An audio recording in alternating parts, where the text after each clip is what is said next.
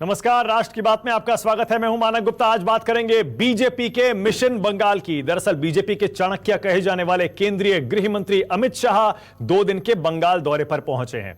इस दौरान अमित शाह विधानसभा चुनाव की रणनीति को धार दे रहे हैं।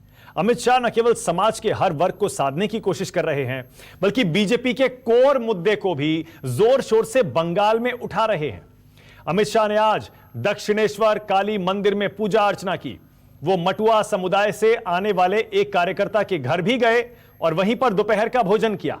दौरे के पहले दिन कल अमित शाह ने आदिवासी समुदाय के साथ खाना खाया था और आज दलित समुदाय के बीच पहुंचे अमित शाह ने शास्त्रीय गायक अजय चक्रवर्ती से भी उनके घर जाकर मुलाकात की।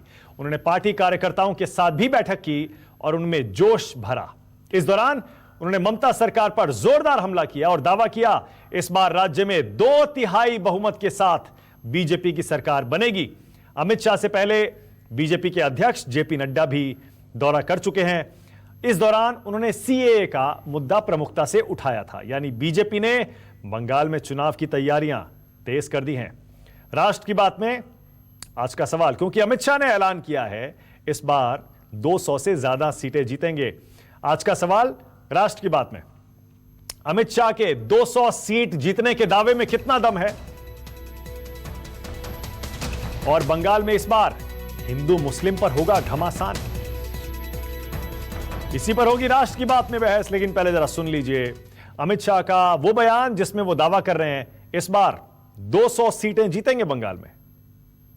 इस प्रकार का दमन का चक्र विशेषकर भारतीय जनता पार्टी के कार्यकर्ताओं के ऊपर ममता सरकार ने चलाया है। मैं निश्चित रूप से देख रहा हूं कि ममता सरकार का मृत्युगंड बच चुका है। आने वाले दिनों में यहां भारतीय जनता पार्टी की 2/3 बहुमत की सरकार बनने जा रही है। सिटीजन्स अमेंडमेंट एक्ट, ये सिटीजन्स अमेंडमेंट एक्ट तो पास हो चुका है। आपको सिटीजन्स अमेंडमेंट एक्ट मिलेगा और मिलना तय है। अभी रूल्स बन रहे हैं। कोरोना के कारण थोड़ी सी उसमें रुकावट आ गई कोरोना के कारण, लेकिन जैसे जैसे कोरोना हट रहा है वैसे वैसे रूल्स भी तैयार हो रहे हैं और वो बहुत जल्द आपको उसकी सेवा मिलेगी। इसको भी आप ध्यान में रखिएगा और इसको हम पूरा करेंगे। देखा आपने, जेपी नड्डा कह चुके हैं सीएए सिर्फ कोरोना की वजह से थमा था, एक बार फिर से आने वाला है। और अमित शाह कह रहे हैं इस बार 2/3 बहुमत से बंगाल में भी बीजेपी की सरकार बनेगी। राष्ट्र की बात में आज बीजेपी की तरफ से के शर्मा आ रहे हैं आपकी टीवी स्क्रीन पर। कांग्रेस से इंद्राणी मिश्रा हैं। टीएमसी की तरफ से आज बोलेंगे शुभंकर भट्टाचार्य, प्रोफेसर दिनेश वार्ष्णे सीपीआई की तरफ से, और प्रोफेसर संगीत रागी आ गए हैं, आरएसएस के विचारक हैं, पॉलिटिकल एनालिस्ट भी हैं। आप सभी का स्वागत। के शर्मा, जरा मुझे आधार बताइए। के शर्मा, एक तो मुझे आधार बताइए 200 सीट जीतेंगे इस दावे का, इस भरोसे का, इसका आधार क्या है? किस आधार पे कह रहे हैं 200 सीट जीतेंगे? 200। और दूसरा, ऐसा लग रहा है आपने तो बिल्कुल पूरा का पूरा मन बना लिया है हिंदू मुस्लिम होगा इस बार बंगाल का चुनाव। के शर्मा, देखिए ये तो आपके अपना मत है मानक जी कि हिंदू मुस्लिम होगा और क्या होगा। हम तो विकास के मुद्दे पे चुनाव लड़ेंगे और बिल्कुल वहाँ के जनता के जो भी मुद्दे और भी हैं, चाहे वो आपने ही अभी इंट्रो में बताया कि जिन लोगों को अभी तक वहाँ नागरिकता नहीं मिली है उनको नागरिकता भी देंगे, और वहाँ के डेवलपमेंट को लेकर जो किसान भाइयों को वहाँ पर जो केंद्रीय योजनाओं का धन पैसा नहीं मिल रहा है, आयुष्मान भारत के अंतर्गत जो है करोड़ों लोगों को जो वहाँ पर सुविधाएं नहीं मिल रही हैं, आयुष्मान भारत के योजना का लाभ नहीं मिल रहा है, ये सारे चीज़ों को हम जनता के बीच लेके जाएंगे और जनता को इसका जो है वो भी देंगे कि हमारी सरकार बनती है तो ये सारी सुविधाएं हम उनको उपलब्ध कराएंगे, जो भी केंद्र सरकार की स्कीमें हैं जिन पर जो है ममता बनर्जी कुंडली मारकर बैठी हैं। और वो जनता को, मैं समझ नहीं आता मुझे मानक जी कि जब देश के 31 यानी देश के 8 करोड़ किसानों को वहाँ पर जो है 6-6 हज़ार रुपया जो है मिल रहा है, तो इसमें किसान सम्मान निधि जो कि बंगाल में जो लाभार्थी हैं इसके, उन किसानों का क्या गुनाह है कि आप उनको इसका लाभ नहीं लेने दे रहे?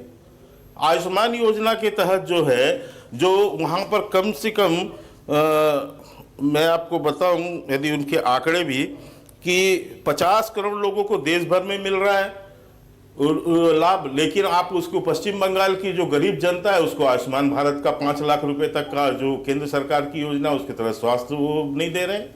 क्या क्या दुश्मनी है आपको गरीब? 200 सीट का मुझे आधार तो बताइए, क्या दुश्मनी है? 200 सीट जीतेंगे कैसे कह रहे हैं आप? पिछले चुनाव में आपको 3 सीट आई थी।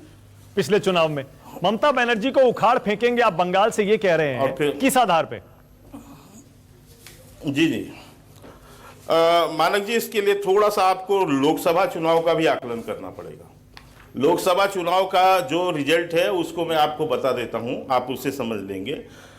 43% वोट जो है टीएमसी को मिला है और 40% वोट हमें मिला है। यदि आप इसको सीटों पे कन्वर्ट कर दें तो 228 ऐसे विधानसभा क्षेत्र हैं जिसमें हमारी जीत होती है और लगभग 158 सीट ऐसी है जिसमें तृणमूल कांग्रेस जीतती है और 8 सीट मात्र ऐसी है जिसपे सीपीएम या सीपीआई या कांग्रेस जिसको भी समझ लीजिए वो 8 सीटों पर उनकी बढ़त है। बाकी सब सीटों पर 128 पर हम 158 पर ही है। अब ये इसके बाद आइए स्थानीय निकाय चुनाव पर। मैं स्थानीय निकाय चुनाव को बता दूं, वो हालात उन्होंने किए थे स्थानीय निकायों में कि सुप्रीम कोर्ट के आदेश पर लोगों को ऑनलाइन फॉर्म भरना पड़ा था। ऑनलाइन चुनाव की तो बात छोड़ दीजिए, फॉर्म नहीं भरने दिया जा रहा था। इसके बावजूद जो है हमने वहां पर लगभग 6,000 जो है स्थानीय निकायों में हमने जीत दर्ज की है वहां पर, और टीएमसी जो है 20,000 स्थानीय निकायों पर की है। तो आप यदि इस तरह से, और हम सेकंड नंबर पर रहे, सीपीएम कहीं वहां नहीं है ना, वहां पर कांग्रेस है स्थानीय निकाय में भी। ये 2018 का चुनाव है। तो मैं आपको ये बताना चाहता हूं कि जो इस ढंग से हमारी वहां पर विस्तार हुआ है संगठन का, जिस ढंग से हमारा वहां पर ग्राफ बढ़ रहा है, जिस ढंग से हमारी सदस्यता बढ़ रही है, के शर्मा, मैंने मान लिया बीजेपी का बड़ा विस्तार हुआ है, 40% वोट लोकसभा में मिला था। लेकिन मैं तो ये कह रहा हूं लोकसभा चुनाव के आधार पर विधानसभा चुनाव में सीटें नहीं मिलती हैं, आप भी जानते हैं ये बात। बिहार में ही देख लीजिए, बिहार में वहां चुनाव हो रहा है, वहां कैसे फंसा हुआ है मामला आपका। मेरी बात मैं आपको बताता हूं, उसके कारण हर राज्यों की परिस्थिति भूमिका मानक जी डिफरेंट हो जाती है। यहां पर स्थिति यह है कि आज जो है पश्चिम बंगाल में कोई विकल्प नहीं खड़ा है। आज टीएमसी वहां पूरी तरह आपके सीपीएम जो है पूरी तरह से जमीन पकड़ लिए। जो 40 सीट लड़के 1 सीट में जमानत बचा पाई थी जो है सीपीएम लोकसभा में, बाकी 39 सीट में उसकी जमानत जब्त हो गई थी। कांग्रेस की तो बात ही छोड़ दीजिए आप, कांग्रेस तो वहां कहीं दूर दूर तक नहीं है, 1 सीट है मात्र। तो वहां पर जो है 18 सीट लेकर हम आए। हमको जहां पर पहले कभी कोई सीट के दर्शन नहीं होते थे वहां पर शुभंकर भट्टाचार्य, और यही स्थिति मैं आपको बता रहा हूं। एक उदाहरण और देके मैं अपनी बात समाप्त करूंगा। यही परिस्थिति यदि 2008 में मैं आपसे बात करता आसाम को लेकर, उस समय भी मैं आपसे चर्चा करता था मानक जी। 2008 में आसाम में हमारी क्या पोजीशन थी? 9 सीटें थी हमारे पास, और दूसरी बार जब अगला विधानसभा चुनाव हुआ हम कहां चले गए? शुभंकर, हम पहुंच गए शुभंकर भट्टाचार्य लोकसभा में आए थे। वही त्रिपुरा की स्थिति देख लीजिए, ताकि दूसरे को भी सुन सकें। हाँ बोलिए। मैं पूरा इंतजार कर रहा हूं, इनको पूरा मौका देना चाहता हूं। हाँ। ये पूरी अपनी भड़ास निकाल लें तो फिर मैं अपनी बात शुरू करूं। बोलिए। ना हम भड़ास नहीं निकाल रहे, आप गलतफहमी में। मैं तो आंकड़े आपको बता रहा हूं जो कि आपको पेट में दर्द कर देगा। वही यही मैंने कहा ना, आपको आंकड़े गिना रहा हूं जिसकी काट नहीं है आपके पास, है तो रख लीजिए मेरे सामने। चैनल पे जाती है कि ताकि वो विपक्ष को बोलने ना दे, आप जिससे बात करेंगे। बोलिए बोलिए शुभंकर, बोलिए। हमने ऐसा कुछ नहीं पूरा मौका दे रहा हूं आपको, बोलते जाइए। मैं वेट करो मानक जी, आज ये एपिसोड चाहे इन्हीं पर खत्म हो। नहीं बिल्कुल, मैं आपको मौका दे रहा हूं ना, आप अपनी बात करिए, बोलिए आप। मानक जी देखिए, सबसे पहले ऐसे जो क्या होता है ना कि जब कोई बंगाल ना जाया करे, उनको ना बंगाल के बारे में कुछ ज्यादा पता हुआ करे, तो वो आके यहाँ पे इसी तरीके के ही जवाब दिया करेंगे। होता क्या है अब मैं आपको बताता हूं। इन्होंने कहा कि गरीबों को इतने जो इन्होंने पैकेजेस वहां से दे रखे हैं वो नहीं हुआ। आयुष्मान, अरे हमारा वहां पे ऑलरेडी हेल्थ मिशन, ऑलरेडी हर स्टेट का अपना अपना हेल्थ मिशन था, हमारा भी चल रहा था। उसको ऐड करने में आपको क्या दिक्कत थी? वो स्टेट एक्सचेकर से होता है। स्टेट एक्सचेकर पिछले 2 साल में आपने कितना एलोकेशन क्लियर किया वो बताइए। आप कह रहे हैं पैकेजेस के तहत पर आपने गरीबों के लिए दिया। जब आप स्टेट एक्सचेकर को रोक देते हैं, स्टेट की आधी डेवलपमेंट वही रुक जाती है। याद करिए, जब नरेंद्र मोदी जी अभी अम्फान के समय पे बंगाल का दौरा करने गए थे, तो ममता बनर्जी जी के साथ एक ही हेलीकॉप्टर में उन्होंने पूरा दौरा किया, सब कुछ किया। लौटते में उन्होंने वहां पे दीदी की तारीफ तक की। फिर उन्होंने ये बात भी 1000 करोड़ का एक अलग से प्रावधान भी बताया। उस 1000 करोड़ का जब प्रावधान बताया तो उस टीवी पर सामने सामने की बात थी। उन्होंने रिक्वेस्ट किया, दीदी का रिक्वेस्ट था, साहब ये 1000 करोड़ रहने दीजिए, हमारा जो बकाया पड़ा है पिछले 1.5-2 साल का, कम से कम उसको क्लियर कर दीजिए। लेकिन वो आज तक नहीं किया जाता है। रिकंसिलेशन हर स्टेट के साथ हो सकता है, वेस्ट बंगाल के साथ आपको क्या दिक्कत रही? आपने चुनावी आंकड़ों पे आइए जरा शुभंकर। 40% लोग वोट लोकसभा में मिले थे, 40% बीजेपी को, और 18 सीट जीती थी, आपको भी पता है। आधी जमीन आपकी खिसकानी थी आपके पैर के नीचे से बीजेपी ने। और अब अमित शाह खुद उतर गए हैं, जिन्होंने बंगाल का मोर्चा संभाल रखा है, अपने कंधों पर पूरी जिम्मेदारी ले रखी है, वो उतर गए आपके गढ़ में। ना स्वागत है उनका, स्वागत है, ये उनका अधिकार है। ये भाई डेमोक्रेसी सबको अधिकार देता है, वो अपना चुनाव जिस तरीके से चाहे लड़ सकते हैं, जो वक्तव्य देना चाहते हैं दे सकते हैं। लेकिन मैं कहता हूं 2 तरीके की मंशा क्यों?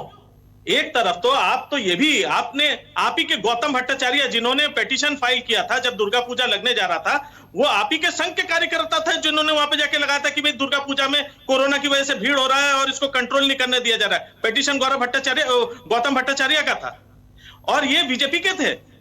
लेकिन मतलब आप तैयार हैं? इसका मतलब आप तैयार हैं? आपको पता है हिंदू मुस्लिम होने वाला है ये चुनाव? आंकड़ा, हाँ वो तो होगा। जब भाजपा आई है, आप मुझे एक प्रदेश बताइए जहां पे बिना हिंदू मुसलमान के भाजपा गई हो, एक प्रदेश का नाम बता दीजिए। तो मैं उनका तो इतिहास रहा। अब मैं जरा बताता हूं आंकड़ों की बात।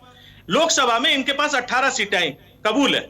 40% का इनको वोट शेयर मिला है, ओके फाइन। लेकिन मैं ये भी बता दूं 18 में से 7 से 8 सीट ऐसे थे जिसमें मार्जिन मात्र सिर्फ 7 या 8 हजार का रह गया था, यानी लेस देन 10,000। तो उस जीत को आप उसको करीब कुछ सीटों पे, जहां तक का मैं बता दूं अर्जुन सिंह जी जीते थे, वो पहले तो वो हारे हुए घोषित कर दिए जा चुके थे। बाद में जब हुआ वो शायद ही कुछ 100, 200, 300 वोटों का कोई फर्क निकाल पाए। तो ये चीजें जो हैं ये बिल्कुल हमेशा नेक टू नेक हमेशा लगी रही है। और ये जो मतलब आप ये तो मान रहे हैं नेक मामला, ये लोकसभा आप मान तो रहे, इतना तो मान रहे हैं करीबी मामला है। हाँ जी, आप इतना तो मान रहे हैं मामला करीबी है। मामला करीबी, ये थोड़ा सा हमारे जो कम्युनिस्ट भाई हैं वहां पे उन्होंने जो थाली सजा के जो भाजपा के सामने परोसा है, अगर आप देखें तो आज के दिन में वहां के जो लोकल कार्यकर्ता हैं जो भाजपा में हैं, वो कौन लोग हैं? ये वही लोग हैं जो कम्युनिस्ट में थे, एक टाइम पे हमारे साथ भी आए थे, आज वो जाके बीजेपी में जाके बैठे हुए हैं। तो देखिए जो सत्ता के लोग लालच में इधर उधर करने वाले लोगों के ऊपर मैं समझ गया। ओके, यानी अब टीएमसी की हार का ठीकरा, अपनी हार का ठीकरा पहले से आपने मन बना लिया है, कांग्रेस और लेफ्ट पार्टियों पर आप फोड़ने वाले हैं कि अगर बीजेपी जीतेगी वो कांग्रेस और लेफ्ट की वजह से जीतेगी। एक कमेंट करना मानक जी, मुझे एक कमेंट करना है। मानक जी एक कमेंट इलेक्शन होने दीजिए उसके बाद। ओके, हाँ बोलिए के शर्मा, उसके बाद आ रहा हूं इंद्राणी मिश्रा और प्रोफेसर वार्ष्णेय और संगीत रागी। हाँ बोलिए के शर्मा। मैं शुभांकर भट्टाचार्य जी को एक जानकारी दे दूं। मानक जी आपको जानकारी है, पिछले विधानसभा चुनाव का मैं कलकत्ता पश्चिम बंगाल का मीडिया प्रभारी रहा हूं। 3 महीने मैंने स्टे करके और आधे से ज्यादा विधानसभा क्षेत्रों को मैं जो है प्रवास कर चुका हूं। अपना ज्ञान थोड़ा सही कर लीजिएगा। मेरे से चर्चा करते समय आपको मेरे विषय में पहले जानकारी का तस्वीर तो दिखा दी। नंबर 1 अब शांत रहिए, चुप रहिए, अब चुप रहिए, पहचान तो करा बीच में बोलते हैं आप। अब मैं दूसरी बात बताता हूं। मानक जी इन्होंने फाइनेंस की बात की। 13वें वित्त आयोग में 1,32,783 करोड़ रुपए पश्चिम बंगाल को यूपीए सरकार के समय मिला था। 14वें वित्त आयोग में 3 गुना 4,48,214 करोड़ रुपए का जो ग्रांट इनको मिला है। ये यूपीए सरकार की 13वें वित्त आयोग की अपेक्षा 14वें वित्त आयोग में 3 गुना 1 लाख करोड़ की जगह 4 लाख करोड़ रुपए की राशि मिली है। सारे भ्रष्टाचार का भेंट चढ़ा चुके हैं, अपना पेट सारे कांड कर करके वहां पर ये लोगों ने लूटा है वहां की जनता को। कहां गए 4 लाख करोड़? बताइए, इसका हिसाब दीजिए। चुनाव में अभी हम मांगते हैं आपसे हिसाब उस समय। आप मुझको ये जो है रिपोर्ट बोलती बंद हो जाएगी अभी आप आपकी आंकड़े पे मत रिपोर्ट जल्दी चलिएगा। दिखा दीजिए। अभी ज्ञान जाकर स्टडी कीजिए और मान्यवर स्टडी कीजिए। और ये अभी मैं आपको और भी दिखाऊंगा कोरोना काल में क्या दिया हमने आपको। जी का फोटो तो दिखा देते, समझ गए आप? कम से कम आपको भी सही जगह जानकारी मिला तो नहीं हम करते। है, पहले पढ़ के आया कीजिए। ओके इंद्राणी जी, इंद्राणी को याद लाइए नहीं है जरा। आपको? इंद्राणी, प्रोफेसर दिनेश वार्ष्णेय, इंद्राणी मिश्रा, अमित शाह उतर गए पश्चिम बंगाल के मैदान में और देख रहे हैं आप टीएमसी आरोप लगा रही है कांग्रेस और लेफ्ट पार्टियों की वजह से बीजेपी वहां जीतने जा रही है। इंद्राणी मिश्रा, 200 सीट अमित शाह का दावा है। दो बात मैं बता दूं, एक तो अमित शाह जी का स्वागत है बंगाल में, ये उनका अधिकार है, हम लोग उनका स्वागत करते हैं। लेकिन अगर ये बात वो कह रहे हैं कि 200 सीट वो जीतने वाले हैं, तो ये वो नादानी की बात करते हैं कि बंगाल और बीजेपी ये दो कॉन्सेप्ट एकदम अलग है। आंकड़ों की बात अलग जगह और इमोशन और भावनाओं की बात अलग जगह।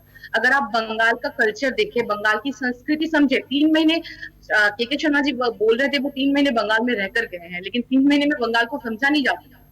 अगर आप बंगाल की संस्कृति को समझे, जनता ने तो उनको गले लगा लिया है, 40% वोट दिया है लोकसभा में। आप कह रही हैं कि बीजेपी और बंगाल एकदम ऑपोजिट है। बात सुनिए, मुझे लेट मी फिनिश, मुझे बात तो करने दीजिए।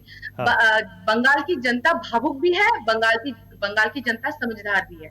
अगर आप बंगाल के इतिहास को देखें, अगर बंगाल के महापुरुषों को देखें, जो बीजेपी जो जिस आइडियोलॉजी पर चलती है, जिस मार्ग पर चलती है, बंगाल उससे 100 करोड़ दूर है। बीजेपी अंधविश्वास मानती है, बीजेपी धर्म को तोड़ मरोड़ कर राजनीति करती है, बंगाल उससे हजारों माइल दूर है। बीजेपी जिस धर्म के आधार पर राजनीति करते हैं, जो हमारे बड़े बड़े धर्म प्रचारक रहे हैं, हमारे बड़े बड़े बंगाल के मनीषी रहे हैं, उनकी बात करते हैं, लेकिन वो मानते नहीं है उसको।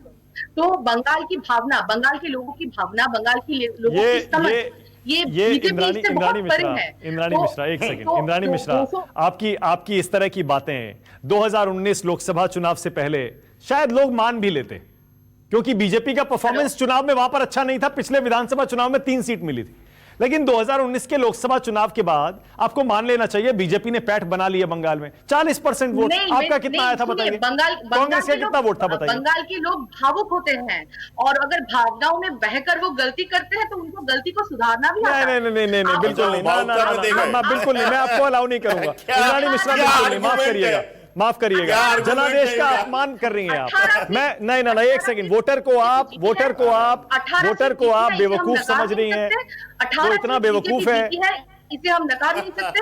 लेकिन 18 सीट दिलवाकर बंगाल को क्या मिला? आज अमित शाह जी टीवी पर हम देख रहे थे, किसी दलित भाई के घर जाकर खाना खा रहे थे। वो जब पिछली बार आए थे उनके घर ही खाना खा रहे थे, किसी और के घर खाना खाए। प्रोफेसर वार्ष्णेय, आप भी आइए जरा। लेकिन फिर उनका क्या हुआ? प्रोफेसर वार्ष्णेय, बाबुल सुप्रियो जी, एक सेकंड। बाबुल सुप्रियो जी यहाँ से 2 बार मंत्री रहे हैं। यहाँ सीताबाड़ी बोलकर एक गांव है, उस गांव को उन्होंने अडॉप्ट किया है, गोद लिया है, फिर उस गांव का खबर रखा है कि उस गांव के लोग कैसे जी रहे हैं। बोलते हैं कि प्रोफेसर वार्ष्णेय, अमित शाह कह रहे हैं 200 सीट, और उन्होंने तो इतनी जल्दी वहां पर चुनाव अभियान शुरू कर दिया है। प्रोफेसर वार्ष्णेय के टीएमसी के, देखिए टीएमसी की तरफ से शुभंकर बोल रहे हैं, कह रहे हैं आपके सिर पर फूटेगा उनकी हार का ठीकरा। प्रोफेसर वार्ष्णेय, अरे टीएमसी जब गवर्नमेंट में आई थी वो सुन पा रहे हैं प्रोफेसर वार्ष्णेय? और हार का टिकरा भी हमें। दिनेश वार्ष्णेय को आवाज नहीं जा रही है, एक सेकंड, आवाज नहीं जा रही। संगीत रागी को लाइए। संगीत रागी, आपने सुना इंद्राणी मिश्रा क्या कह रही हैं?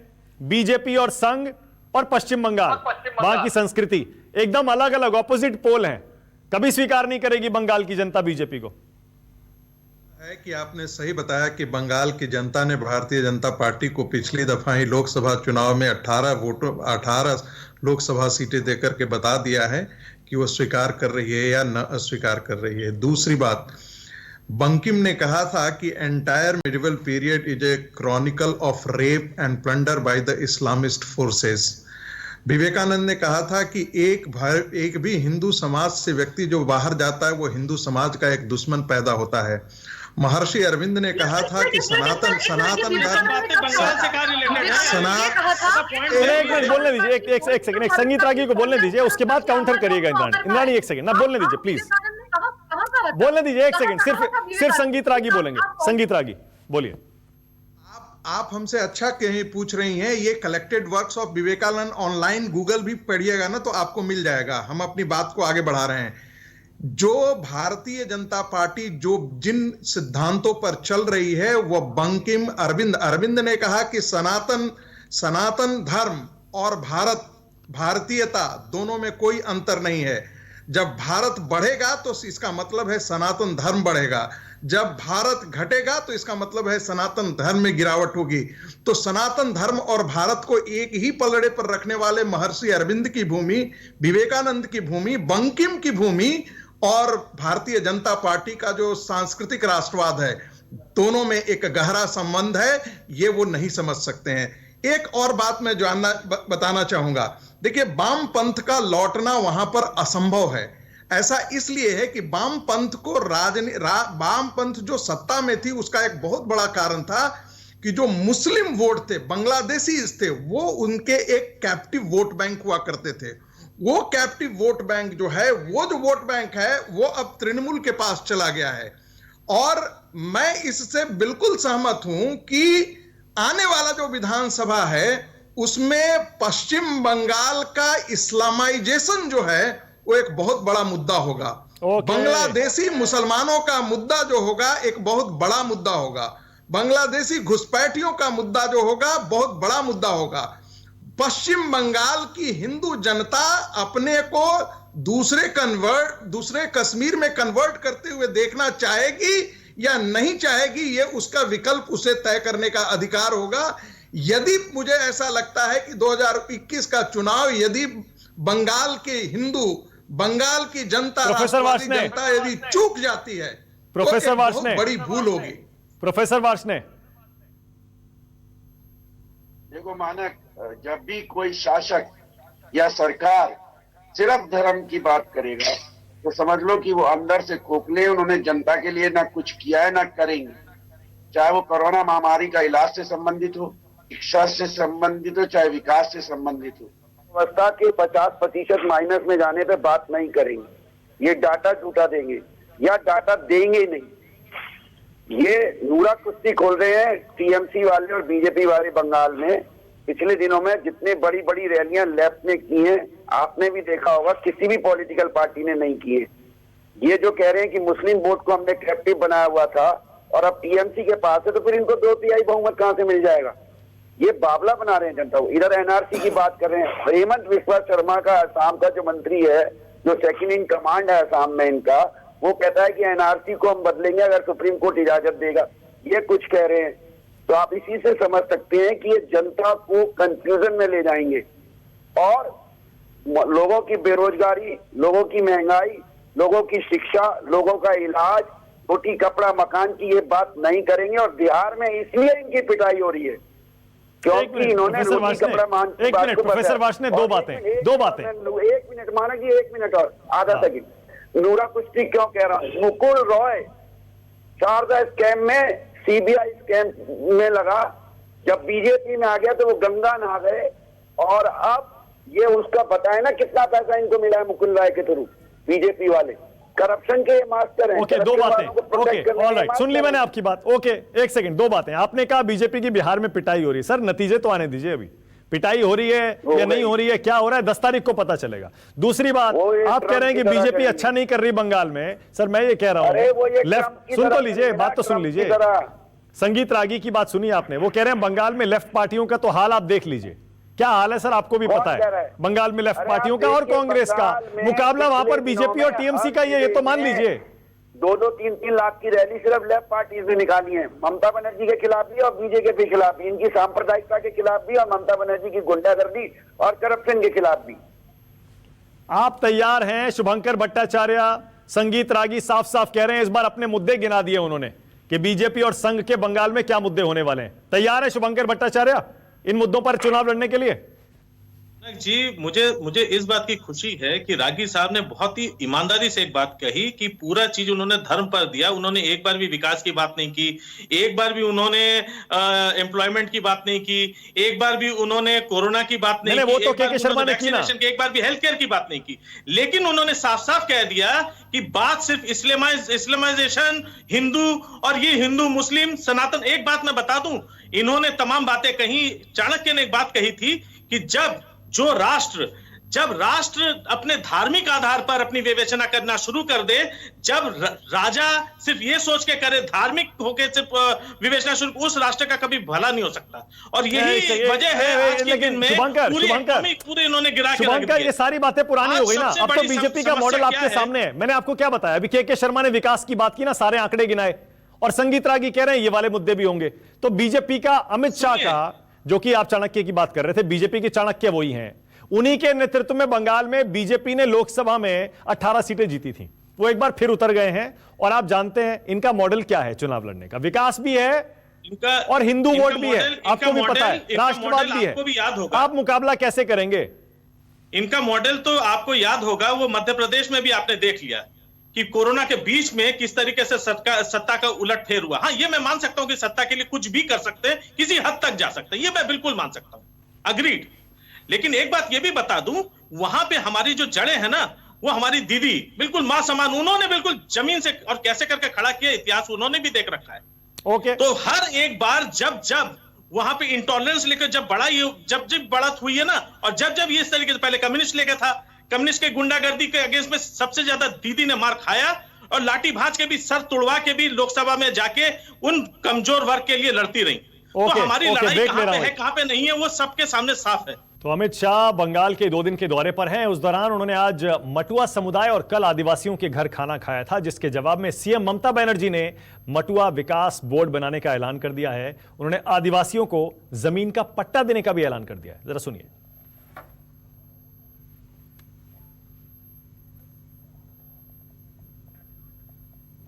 আমাদের ফাইন্যান্স সেক্রেটারি এবং ল্যান্ড ডিপার্টমেন্টের প্রিন্সিপাল সেক্রেটারি মনোজ পান্তকে অনুরোধ করব যে এই পাট্টাগুলো, বিশেষ করে আমরা প্রায় 1,25,000 নতুন করে পাট্টা দেব, যারা বিভিন্ন জায়গায় আছে, উদ্বাস্তু পরিবার সবাই পাবেন আস্তে আস্তে।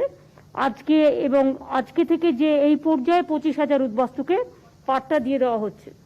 সুতরাং আজকে কিছু আমরা জাস্ট ভাই বোনদের ডেকে নিয়েছি, তাদের পাট্টাটা হাতে তুলে দাও। मनोज पंत के अनुरोध करबो সেই পাট্টাটা হাতে তুলে দেওয়ার জন্য। तो ममता बनर्जी ने भी तैयारी पूरी कर ली है। अमित शाह उतरे हैं, के शर्मा, लेकिन ममता की तैयारी पूरी है। और अच्छा, संगीत रागी कुछ कहना चाह रहे हैं, उसके बाद आ रहा हूं। हाँ, बोलिए संगीत रागी। देखिए, ये अमित शाह जी का डर है। वो उन्होंने मटुआ संप्रदाय के पास, वो समाज के पास गए तो उनके नाम वो पट्टा कर दिए। मुझे लगता है कि भारतीय जनता पार्टी को हर गांव में चले जाना चाहिए जहां झुग्गी झोपड़ियां हैं। ममता जी बिफर करके उनको भी यदि अच्छे घर दे दें, अच्छे पट्टे दे दें, तो मुझे लगता है कि जनता का कल्याण होगा। जनता का कल्याण अगर ममता ने कर दिया तो बीजेपी क्या करेगी फिर वहां पर चुनाव में?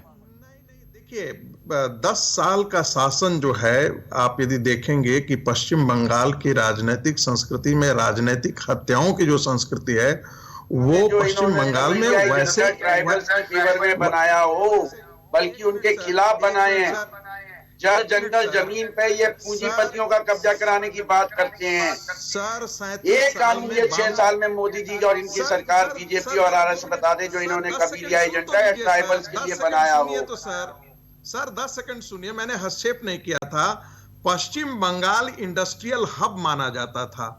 आप उस इंडस्ट्रियल, वहां पर जब ठुमरी गाई जाती थी मध्य भारत में, तो सैया गए परदेश, और परदेश कलकत्ता के लिए कहा जाता था। आपने उसको बर्बाद करके 37 साल के वामपंथ के शासन में, 37 साल के वामपंथ के शासन में आपने उसको बर्बाद कर दिया। आपने पश्चिम बंगाल को किसी लायक नहीं छोड़ा। अरे क्या कारण है कि LIC तुम बेच रहे हो, क्या कारण है कि बंगाल के लोग माइग्रेंट लेबर बनकर के दूसरी जगहों पर गए हैं? लोगों की जमीन, क्या कारण है कि बंगाल के लोगों को माइग्रेंट लेबर बनकर के कमाने के लिए कर्नाटक जाना पड़ा है, दक्षिण भारत और महाराष्ट्र, गुजरात और राजस्थान जाना पड़ा है? कभी आपने सोचा है? एक समय था जब लोग मध्य भारत से कलकत्ता की तरफ जाते थे।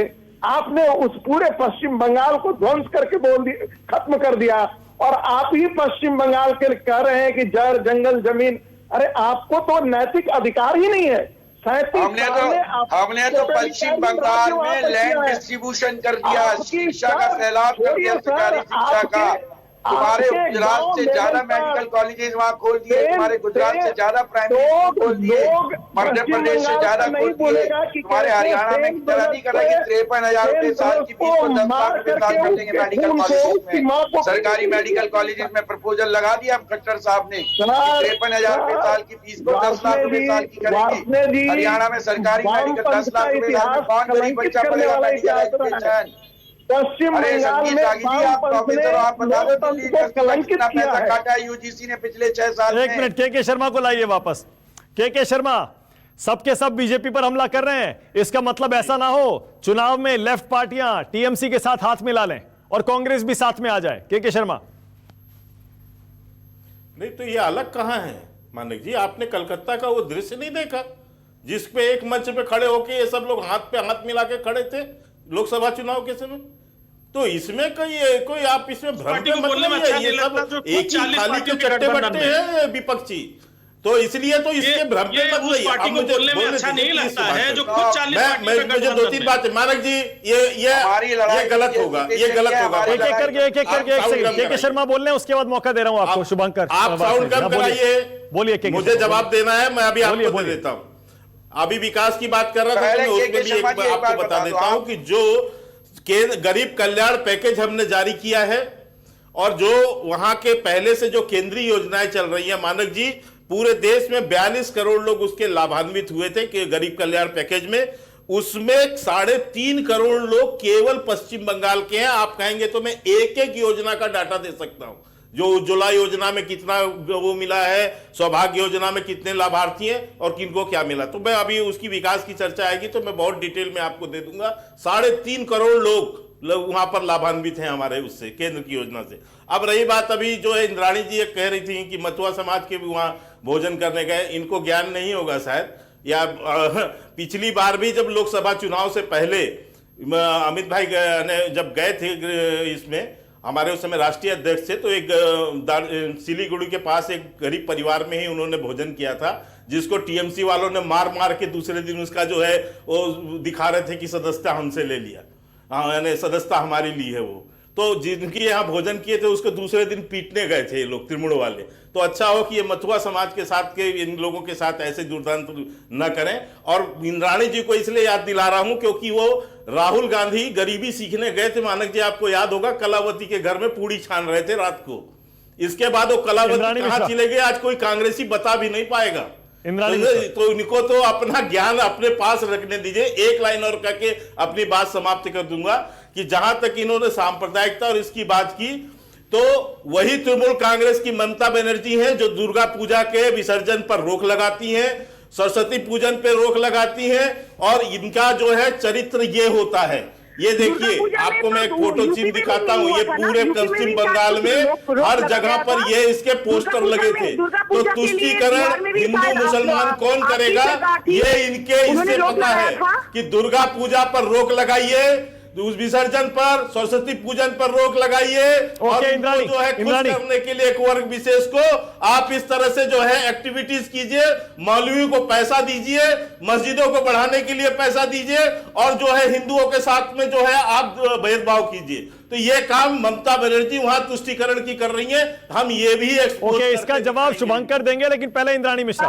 बोलिए इंद्राणी। बंगाल के जो युवा है ना, बंगाल के युवा, ये सिर्फ आप जो 2-3 शब्द में अटके हुए हैं, ये मौलवीकरण, ये इस्लामिक, ये सब फलाना, बंगाल का युवा पूछेगा नौकरी कहाँ है, 2 लाख नौकरी का जो वादा आपने किया था, बंगाल का युवा आपको पूछेगा अमित शाह जी आप बंगाल के भ्रमण के लिए आए हैं, ममता बनर्जी पहले बताया वहां नौकरी कितनी है।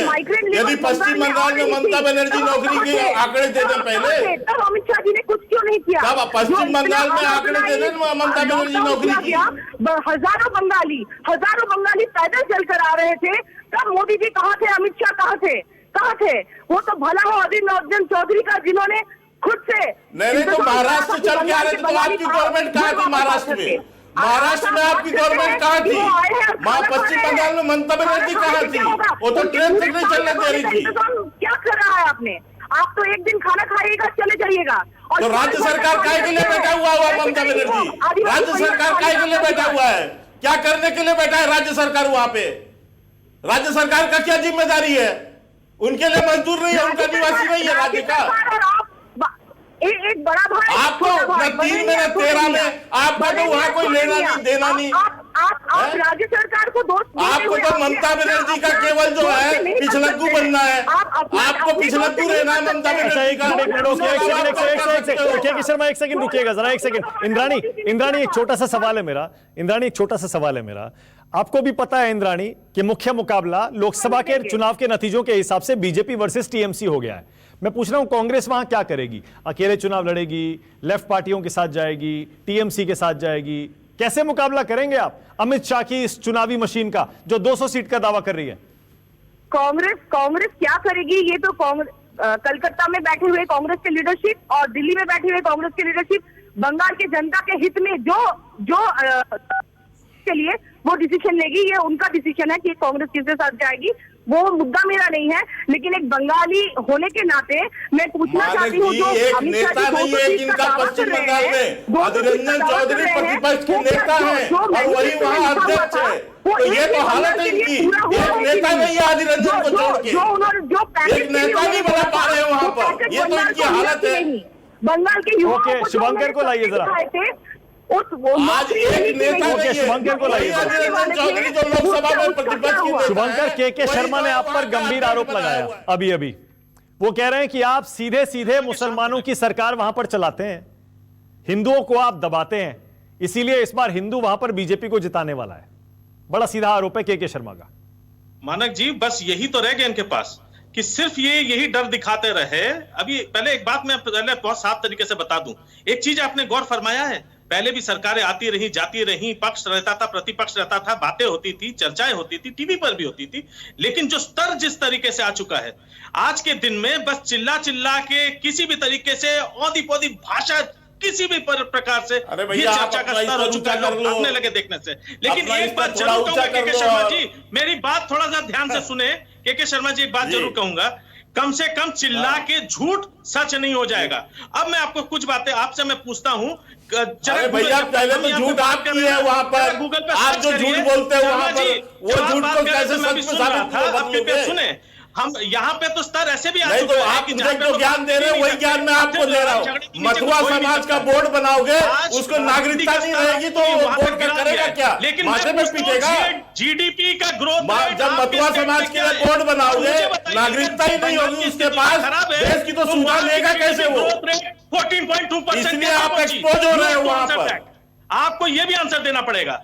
ओके कोशिश मत करिए। शुभंकर वही सवाल पूछ रहा हूं आपसे जो मैंने इंद्राणी से पूछा अभी, क्या टीएमसी लेफ्ट को कांग्रेस को साथ लेगी क्या? क्योंकि अकेले तो ऐसा लग रहा है मामला टाइट है, 40% दोनों को मिला था लोकसभा में। आप ये उस पार्टी से पूछ रहे हैं जो फिलहाल वहां पे 3/4 की मेजोरिटी में ऑलरेडी है।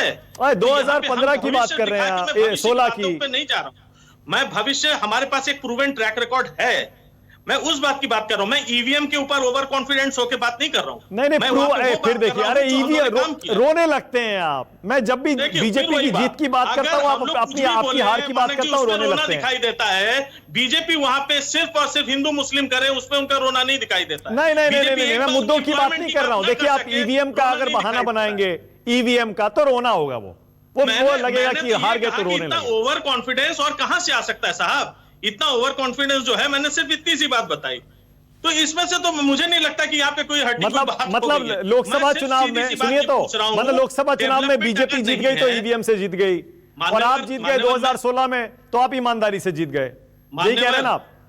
मान्यवर, मैं तो सिर्फ इतना सा, मैंने अभी शर्मा जी से पूछा कि इतने सारे वो आंकड़े बता रहे थे, मैंने कहा कि भैया तब तक थोड़ा सा मोबाइल पे आंकड़े देख के बता दीजिए कि 2019-20 का जीडीपी का ग्रोथ रेट वहां का पश्चिम बंगाल का कितना रहा और यूपी का कितना रहा और गुजरात का कितना रहा, जरा वो पढ़ के। ठीक है, ओके। संगीत रागी क्लोजिंग कमेंट आपको दे रहा हूं। संगीत रागी 2019 में पूरी जान लगाई थी बीजेपी ने, अमित शाह ने, तब भी 18 सीट जीती थी और 40% वोट आया था। संगीत रागी, आपको इतना भरोसा क्यों है कि इस बार बीजेपी 2/3 बहुमत जीत लेगी?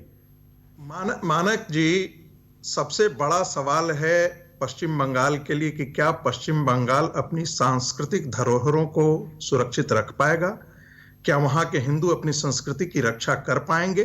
जो लोग पश्चिम बंगाल में बांग्लादेश से आए हुए मुसलमानों को वोट बैंक पर बसा करके पश्चिम बंगाल का इस्लामाइजेशन कर रहे हैं, सिर्फ वोट के लिए और सत्ता में रहने के लिए, और उसका जो विरोध करते हैं उसी पर वो आरोप लगा रहे हैं। यानी आप घुसपैठिए को इस देश में बांग्लादेशी इनक्लेव्स बनाने के लिए आप प्रश्रय दे रहे हैं, वह भी सत्ता में बने रहने के लिए।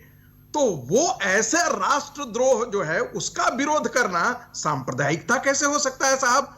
और जहां तक तिलमिलाहट की भाषा, आवेश और इसेंट्रिक भाषा का सवाल है, तो मुझे नहीं लगता है कि भारत की राजनीति में ममता बनर्जी का कोई सानी होगा।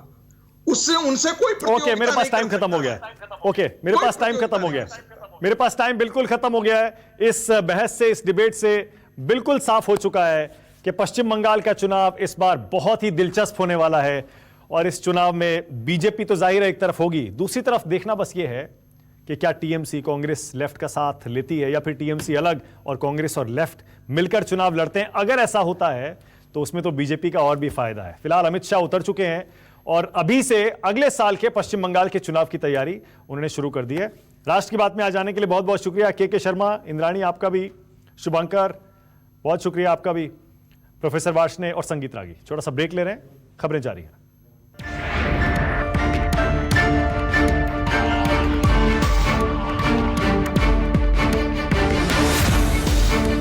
नमस्कार, मैं हूं मानक गुप्ता। अगर आपको हमारा ये वीडियो पसंद आया हो तो इसे लाइक और शेयर जरूर करें, और हां, हमें सब्सक्राइब और फॉलो करना ना भूलें ताकि आप देश और दुनिया की कोई खबर मिस ना करें। तो जुड़े रहिए हमारे साथ और देखते रहिए न्यूज़ 24।